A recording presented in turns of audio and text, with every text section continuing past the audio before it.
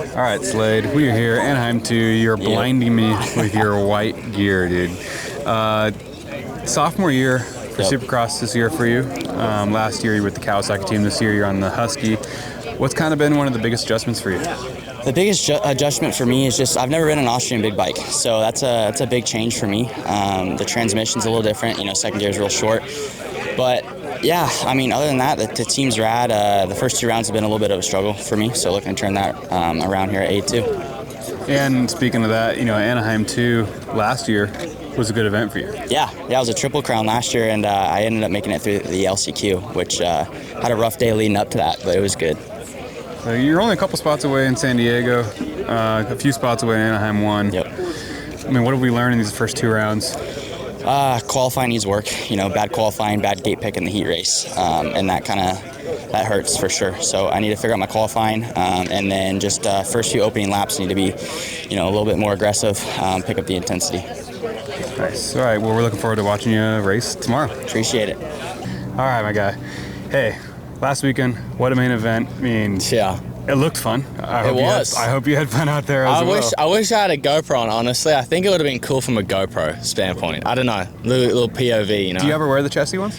I wore it actually the first time since we have Insta360 as a partner now. We actually wore one for, I think it was almost my first time last weekend, actually. Impressed. So no one too bad. They didn't tie it up hard enough, so the camera was facing down on my stomach. So, but it's a good thing it shoots every direction, I guess. Exactly. Yeah, exactly.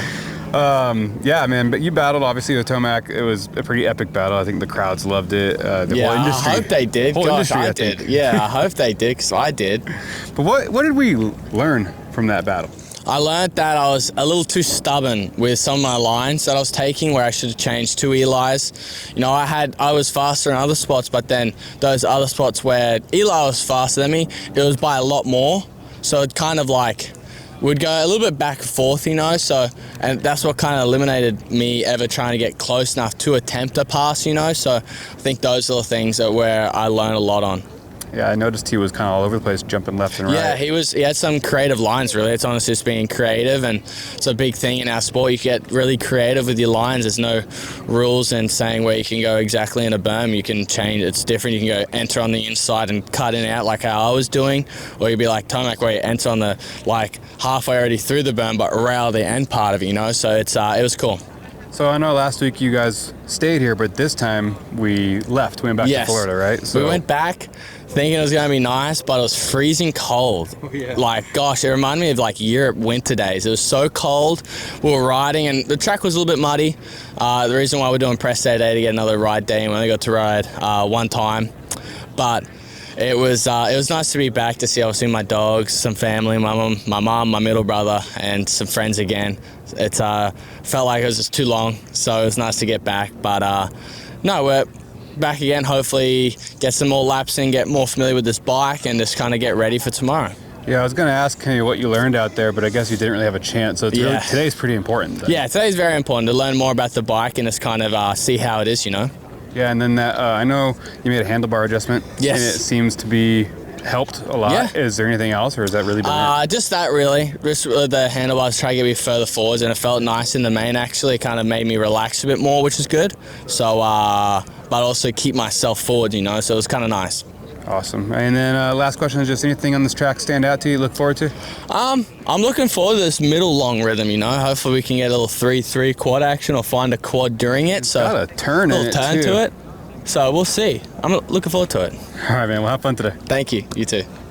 Jordan, we made it to A2, coming in second in points this weekend. That's got to be a pretty good feeling for you and the whole team. Yeah, it's good. It's been a solid start, kind of what we wanted to do. Kind of the theme was trying to make smart decisions during the races and during the main events this year. So, it's been a solid start. I know when I'm seeing you guys at the podium, everyone's really excited. Do you guys kind of take a step back and say, hey, let's not get too excited. We still have a bigger goal in mind, even though you guys are checking off a lot of really great goals? Yeah, I mean, the first week was definitely, we were very excited here in Anaheim with it being the first podium for Triumph and Supercross, and the owners, CEO and CFO of the company being here and watching the race, and was really cool. We had pretty much everyone from from our race team and from the headquarters of Triumph and everyone here. So that was really cool to get that out of the way, first race of the season. Then after that, it's just kind of been going back to work, and last week was good too. I would say I didn't have my best stuff as far as riding went, but to still come away with the second was awesome. And looking forward to racing here tomorrow.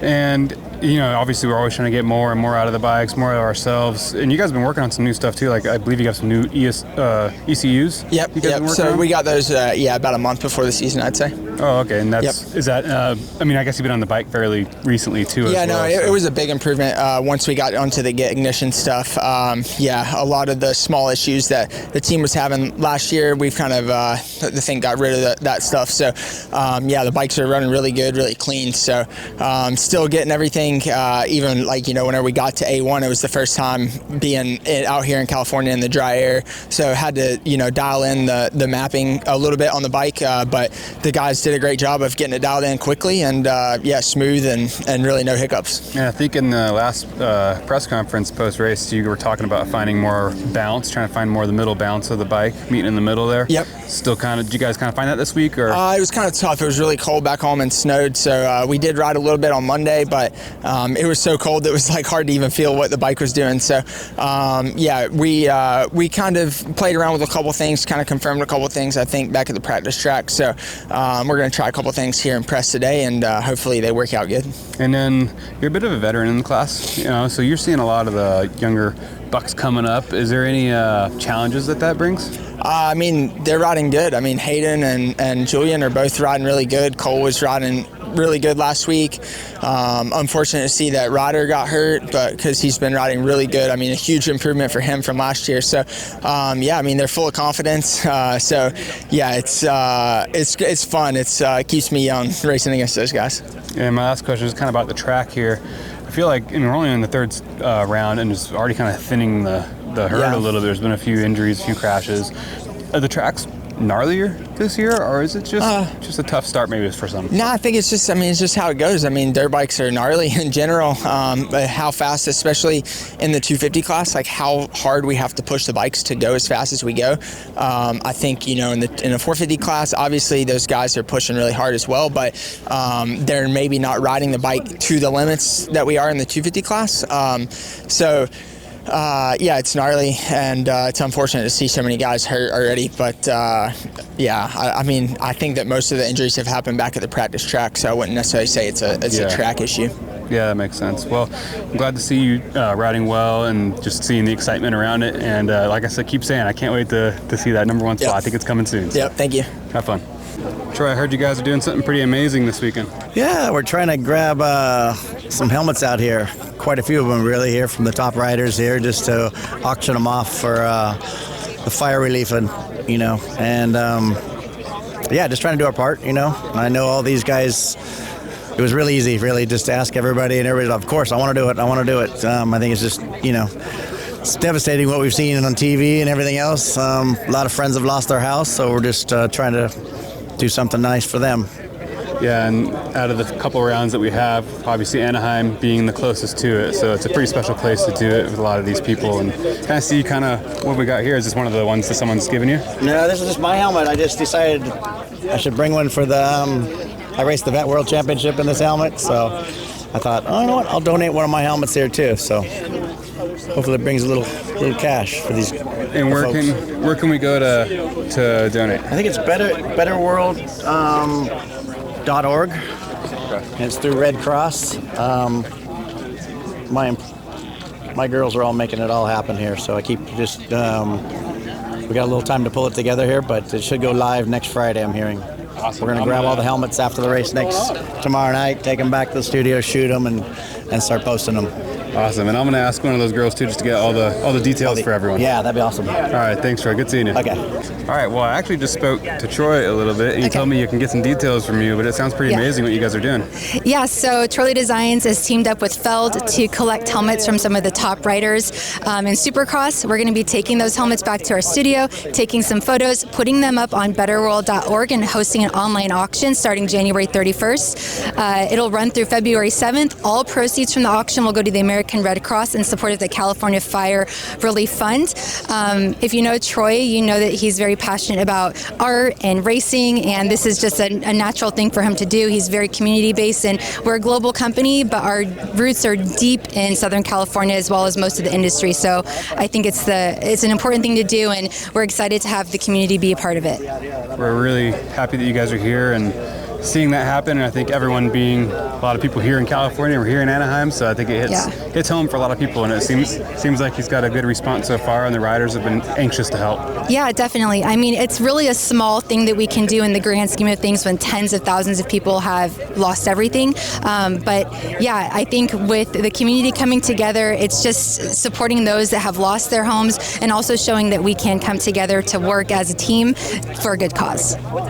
So to reiterate, the auction will be online January 31st, betterworld.org. You can find more information on TroyDesigns.com or by following Monster Energy Supercross social media channels. They'll start promoting it next week as soon as we have all the helmets collected and we have some nice shots of them. We'll provide a list of who's available, and they're going to be race-worn helmets from the coolest and most elite riders on the planet. Awesome. Thank you. All right, and it's good to see you back. I think I was personally pretty excited to see the announcement. Thanks. I mean, how's it feel for you? Feels amazing.